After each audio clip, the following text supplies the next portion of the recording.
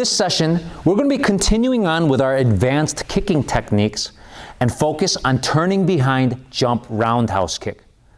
Now, in a previous session, we've covered turning behind roundhouse kick on the ground within our video series. We're simply going to be adding a jump to it, but it's not as easy as it sounds. It's definitely considered an advanced technique. However, if you understand the principles of this move, it'll set you up to learn even harder techniques later on. I hope you're warmed up and we're ready to have fun. Let's begin. If you watched the flying side kick video, you know that we practiced with one leg, the leg that we favor, our best leg. Well, of course, as a student of Taekwondo for many years and as an instructor, for myself personally and for my students, I want everyone to be proficient with both sides on all techniques. However, since I'm introducing this technique very quickly, I'd like you to just practice with your best leg. I want you to warm up with me by putting that best foot forward. In most people, in most cases, it's going to be your right foot. So I'm literally going to be doing the same thing with you. We're facing forward, and I've got my right leg, which is the leg that I'll be kicking with. Let's warm up just 5 times by doing a simple turning behind roundhouse kick lightly. So, from our kicking stance, remember, take this back leg and try to spin in a tight motion. So try to spin and immediately move that forward towards your target and then kick with your best leg. 5 times on my count. Ready? Hands up. 1. Turn and kick. Bring it back. Hands up. Let's add our yell too. Ready? 2. Bring it back. 3. Turn. Hands up. 4. Last warm up. Hands up.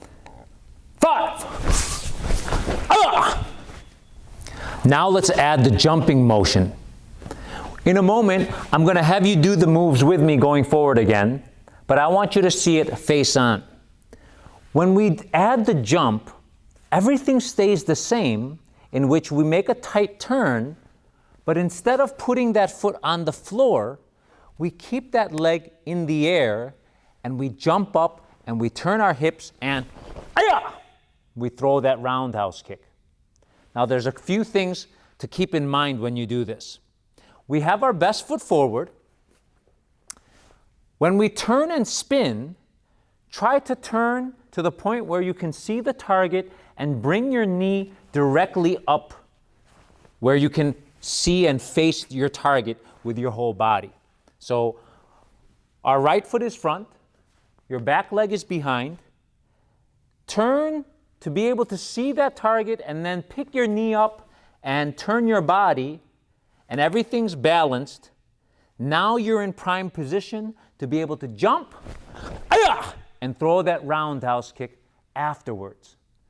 I want to emphasize that part about seeing the target because what I see a lot of times when people are learning this kick in the beginning is that they pick up their leg too early and it makes their turn process a lot harder than it needs to be.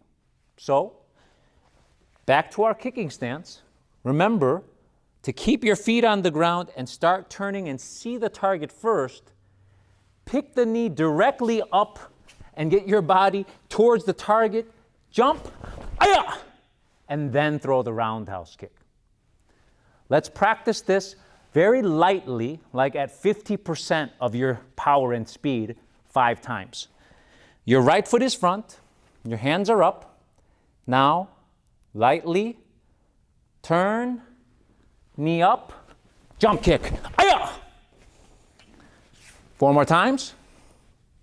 Turn, knee up, jump kick. 3 more. Go. Turn, knee up, jump, and kick. Remember the sequence. Turn first, knee up, then jump and kick. 2 more. Go. Turn, knee up, jump, kick. Last one, see if you can do it a little bit more smoother and a little bit faster and add a little bit more height to your jump. Ready? Go! Turn, jump up, aya! Now I want to practice 5 more times from a different angle. I want to spin in the same direction with you, and by watching me do it from straight on, I think you'll be able to see how I balance and how I cover the distance from A to B. So we just kicked with our right leg when we'll do the same. So that means you put your right leg in front. Remember, for any turning behind roundhouse kick, the kicking leg is in front. Now from our kicking stance, I want you to see that when we do the turn, I haven't shifted my weight yet. I'm going to see the target. After I pick up the knee, then I kick and I move forward afterwards. So I wanted you to see that. Let's practice 5 more times. We're going to practice together going in the same direction. So hands up.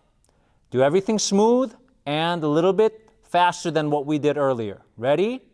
Hana! Ha! Put your hands back up. Ha! Set! Ha! 2 more. There! Ha! Last one.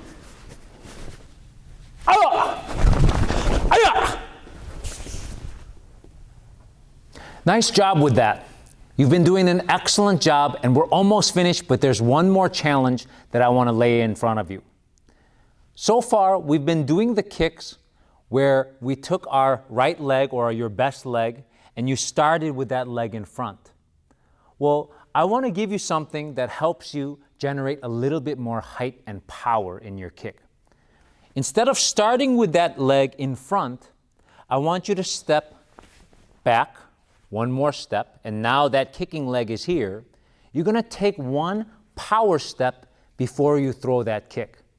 And because you took the extra power step, it'll help you be able to generate more spin, more jump, more speed to be able to kick higher and stronger. So, to demonstrate, from a kicking stance, with the kicking leg behind, we're taking that power step and jumping, and throwing that kick higher than what we did before. So ultimately, I want you to try to be able to kick as high as your nose or even higher. We're going to do it 5 times, do the exact same kick, but take a step before you go. So do it just a couple times with me, the step and turn first. So step, turn, and kick. A little bit faster. Step, turn, and kick. As you get a little bit more and more comfortable with that, try to add a little bit more speed and really push off the ground as you turn, jump, and go for height. 5 times to finish our session. Step, turn, jump, and try to kick as high as you can without losing your balance. Okay? Hands up. Ready? No.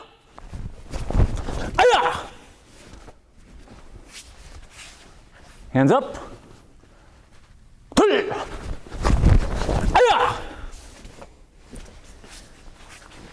3 more.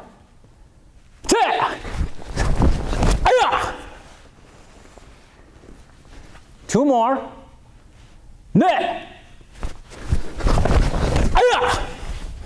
1 more. At the end, kick and try to hold your finish. Ready? Last one. Add a confident yell. Let's go. Tasan.